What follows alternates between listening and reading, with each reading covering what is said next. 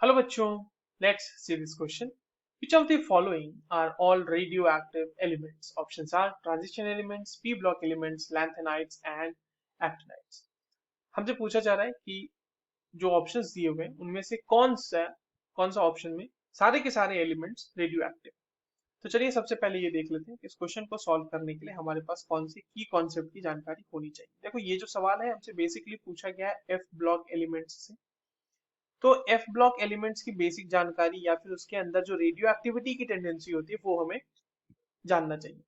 देखो radio activity का समझने का मतलब ये है, रेडियो एक्टिविटी क्या है कि एक हेवियर न्यूक्लियाई जो अनस्टेबल है वो डिसइंटीग्रेट कर जाता है naturally to form smaller nucleus which are stable nuclear. ठीक है, तो this is called as radioactivity. तो जनरली जो हेवियर न्यूक्लियाई होते हैं ना, जिनमें बहुत सारे न्यूक्लियॉन्स प्रेजेंट होते हैं, वो न्यूक्लियाई डिसइंटीग्रेट करते हैं या फिर रेडियो एक्टिविटी को शो करते हैं। अगर हम बात करें हमारे पास जो ऑप्शंस गिवन है उसके हिसाब से, तो ट्रांजिशन एलिमेंट की अगर हम बात करें तो देखो बच्चों, ट्रांजिशन एलिमेंट क्या है? वैसे एलिमेंट्स जिसमें किसी भी ऑक्सीडेशन स्टेट में अगर उसका डी सबशेल जो है वो इनकम्प्लीटली फिल्ड है तो हम ट्रांजिशन एलिमेंट बोलते हैं। तो transition elements basically D block के एलिमेंट्स होते हैं। तो डी ब्लॉक एलिमेंट्स में जो ट्रांजिशन एलिमेंट्स हैं, अब देखो सारे डी ब्लॉक एलिमेंट्स ट्रांजिशन नहीं होते, but for the sake of this question भी हम समझ लेते हैं कि ट्रांजिशन एलिमेंट्स वही हैं। ठीक है, transition elements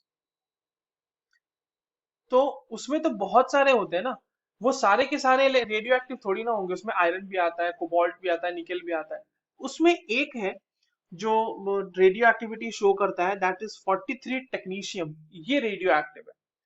43 technetium is radio active. मैं यहाँ पे रेडियो एक्टिव एलिमेंट्स लिख दूंगा यहाँ पे सबके। Now coming to P block elements, तो पी ब्लॉक में तो यार सारे के सारे हमारे जो गैसेस होते हैं, ऑक्सीजन, नाइट्रोजन, राइट, या फिर क्लोरीन, फ्लोरीन, ये सारे के सारे पी ब्लॉक एलिमेंट्स हैं। तो वो सारे के सारे रेडियो एक्टिव तो है नहीं। हाँ, नीचे के जो हेवियर एलिमेंट्स हैं जैसे कि एस्टिटीन हो गया, रेडॉन हो गया, ये सारे के सारे जो होते हैं ये रेडियो एक्टिव होते हैं। जैसे कि आप एग्जांपल के तौर पे देख सकते हैं एस्टिटीन या फिर 86 रेडॉन। तो सारे तो नहीं है। तीसरे की अगर हम बात करें लैंथेनॉइड्स। अब लैंथेनॉइड्स क्या होते हैं? लैंथेनाइड्स या फिर लैंथेनॉइड जो भी बोल रहे हैं आप उसको, लैंथेनम से शुरू होने वाले, लैंथेनम के बाद से शुरू होने वाले जो एलिमेंट्स हैं, जिसमें बेसिकली 58 सीरियम से लेके 71 लुटेटियम तक आता है। अब ये देखो इसमें जो है ना, लैंथेनाइड सीरीज में सिर्फ और सिर्फ एक है प्रोमीथियम, 61 प्रोमीथियम, जो आपका रेडियो एक्टिव होता है। बट अगर हम बात करें एक्टिनाइड्स की, एक्टिनाइड्स, अब एक्टिनाइड्स क्या है?